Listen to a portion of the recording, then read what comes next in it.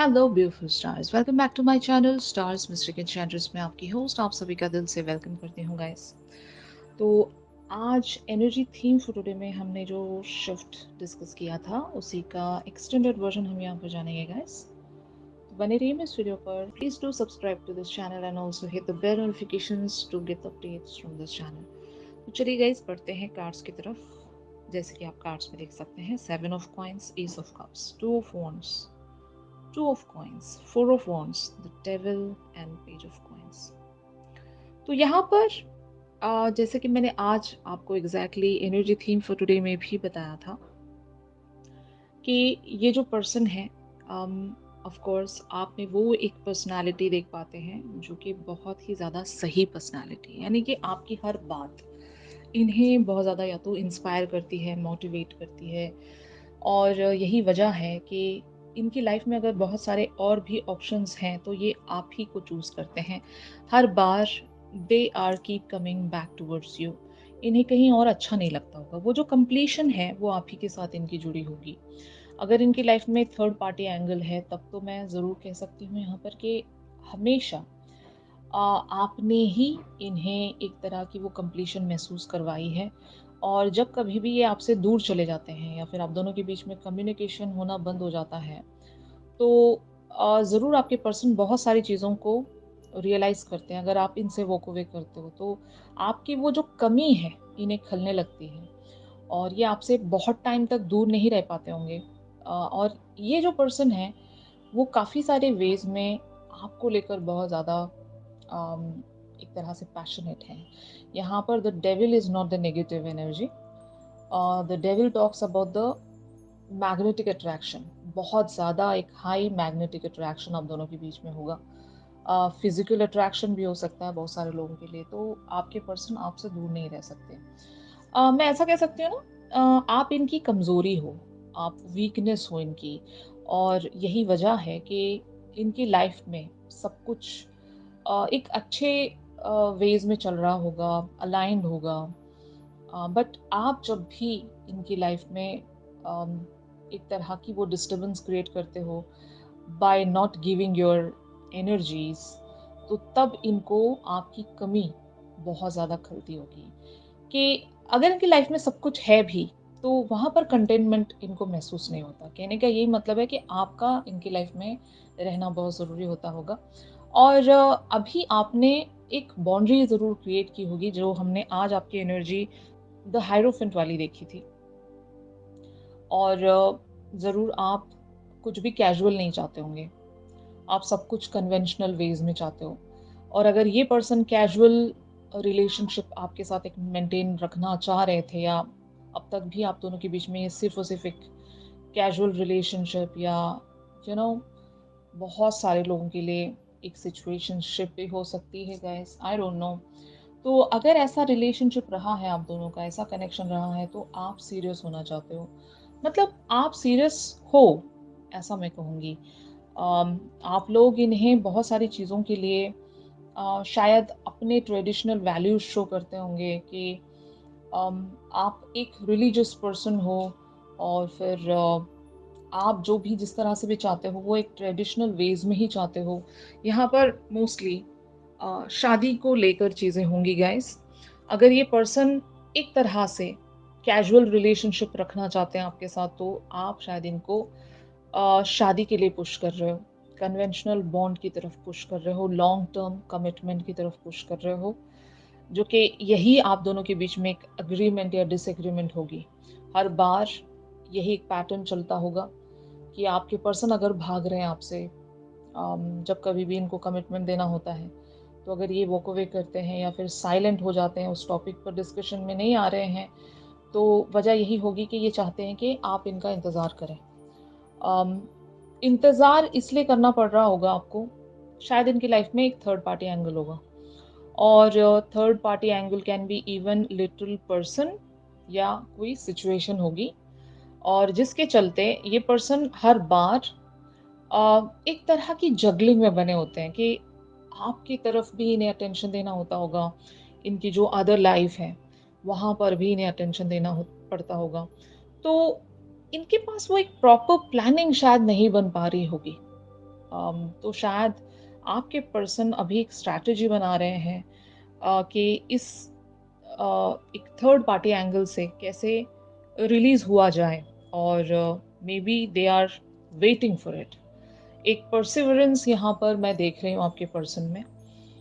ये भी बहुत कुछ चाहते हैं आपके साथ, मे बी ये भी शादी करना चाहते हैं आपसे, या फिर एक लॉन्ग टर्म कमिटमेंट ये भी आपकी तरफ प्रेजेंट करना चाहते हैं, या आपके साथ बहुत ज़्यादा खुश रहते हैं। इनकी लाइफ की जो अदर सिचुएशन होगी वहाँ पर ये बिल्कुल भी खुश नहीं होंगे, और हर बार इन्हें आप ही के पास लौटना पड़ता है। कंपैरिजन हो गया होगा यहाँ पर, अगर आपके पर्सन ने उस पर्सन के साथ आपको कंपेयर किया भी है तो आप ही ने, हो सकता है, वो सारी चीज़ें प्रूव की होंगी जो एक लव रिलेशनशिप में प्रूव की जानी चाहिए, यानी कि सच्चा प्यार। सच्चे प्यार की क्या-क्या क्वालिटीज़ होनी चाहिए, उस रिलेशनशिप में क्या-क्या होना चाहिए, वो सिर्फ़ और सिर्फ़ आप ही के साथ इन्हें महसूस होता होगा। जो अदर पर्सन है या अदर सिचुएशन है, वहाँ पर ऐसी फीलिंग इन्हें कभी महसूस नहीं होती होगी। और ट्रस्ट मी गाइस, अगर कोई ऐसा रिश्ता रख रहा है जहाँ पर ना ही ट्रस्ट है, ना लव है, सिर्फ़ और सिर्फ़ सोसाइटी की वजह से अगर कोई लोग ऐसा रिश्ता निभाते जा रहे हैं, तो वो रिश्ता किसी भी काम का नहीं होता। ऐसे रिश्ते से जल्द बाहर आ जाना ही बेहतर होता है।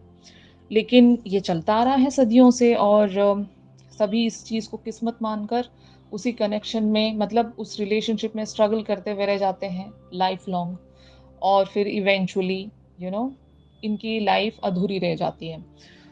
तो मेरा मानना यही है कि अगर आपके पर्सन इस तरह के रिलेशनशिप में स्टक हैं, तो अभी ये एक ट्रांसफॉर्मेशन में आएँगे, और हो सकता है जो इंस्पिरेशन अभी ये लैक कर रहे हैं अपने अंदर, वो इंस्पिरेशन इवेंचुअली ये अपने अंदर बिल्डअप कर पाएँगे।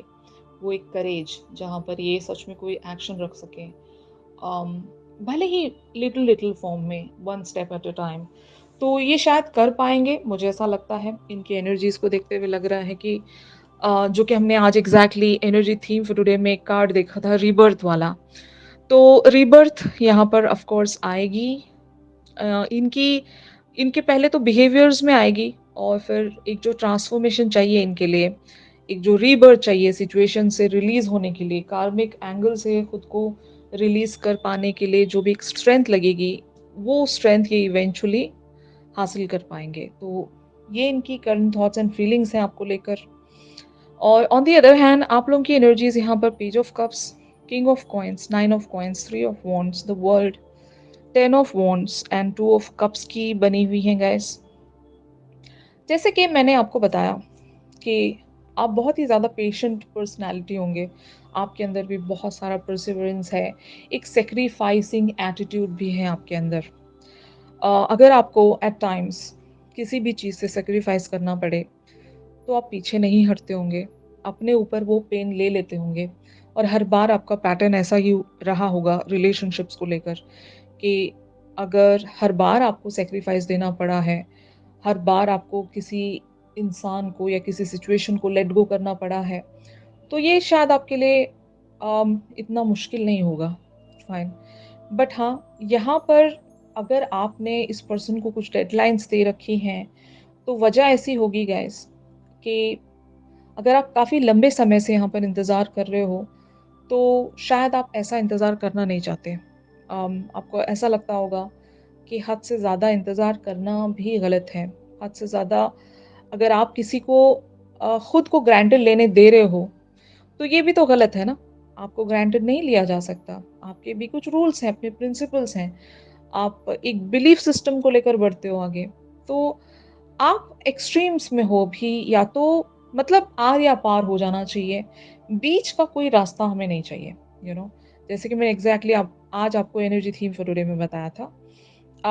बट आपको लगता है कि जिस तरह से आप बिहेवियर्स रख रहे हो अपने पर्सन की तरफ से, ये आपके पॉइंट ऑफ व्यू को बहुत अच्छे से समझते हैं, और इनकी भी अंडरस्टैंडिंग्स आपके साथ मैच करती हैं, क्योंकि इस पर्सन को आप अपना इक्वल मैच मानते हो।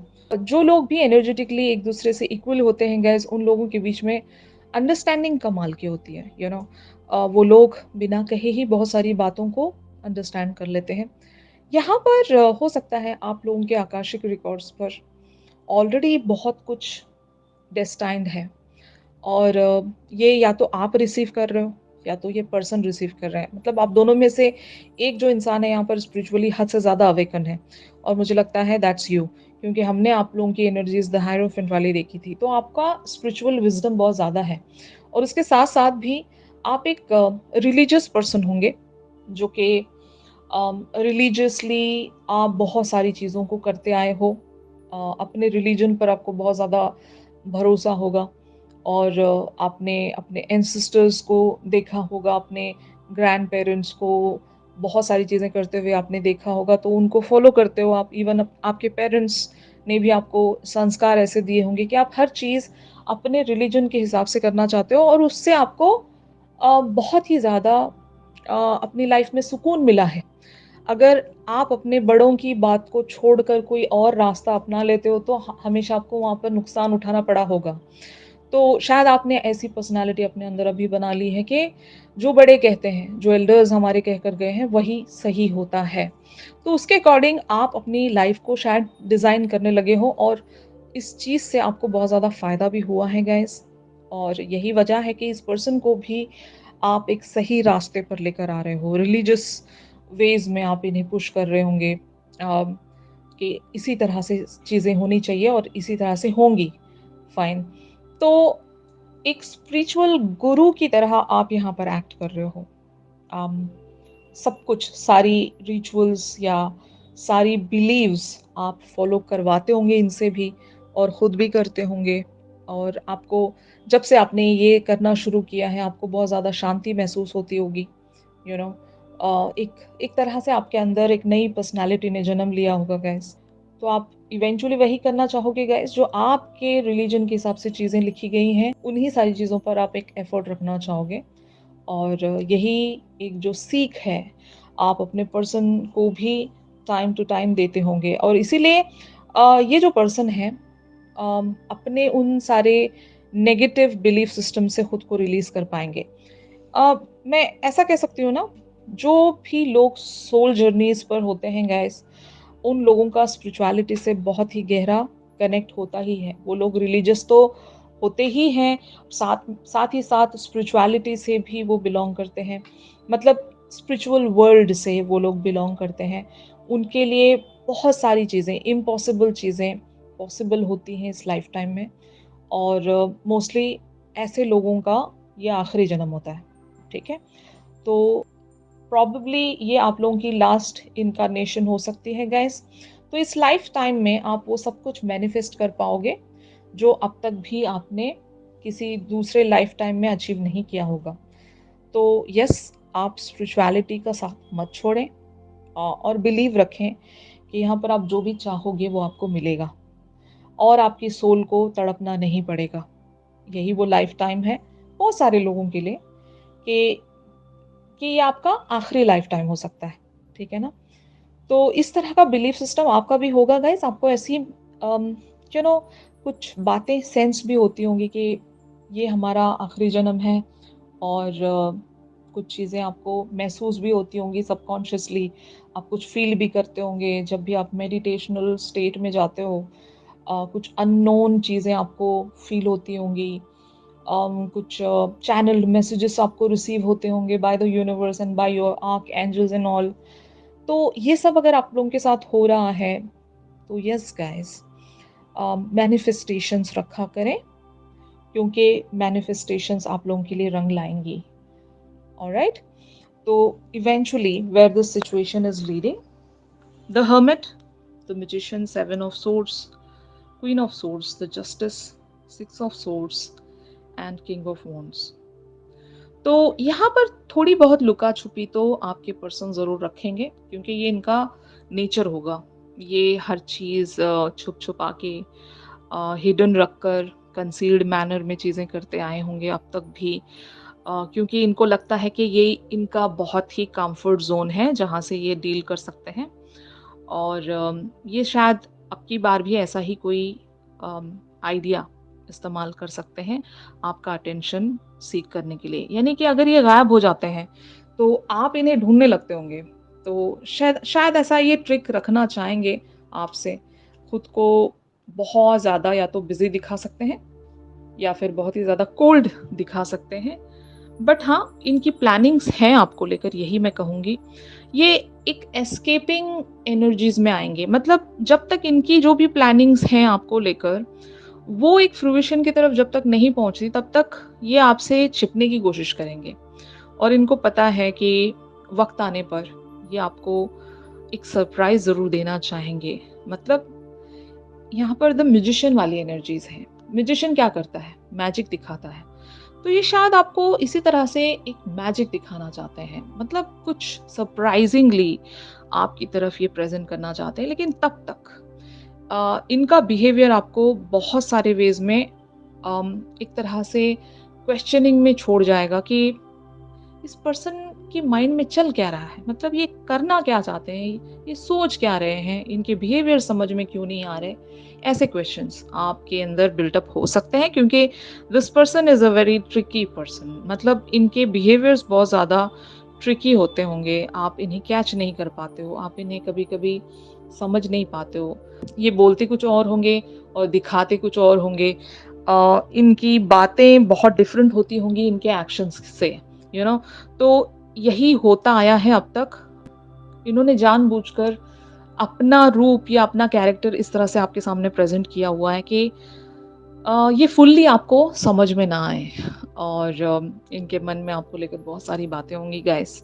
बट हाँ, justice justice talks about the real justice. यहाँ पर आप लोगों के साथ जस्टिस आने वाला है, और ये आपके पर्सन ही आपकी तरफ लाने वाले हैं।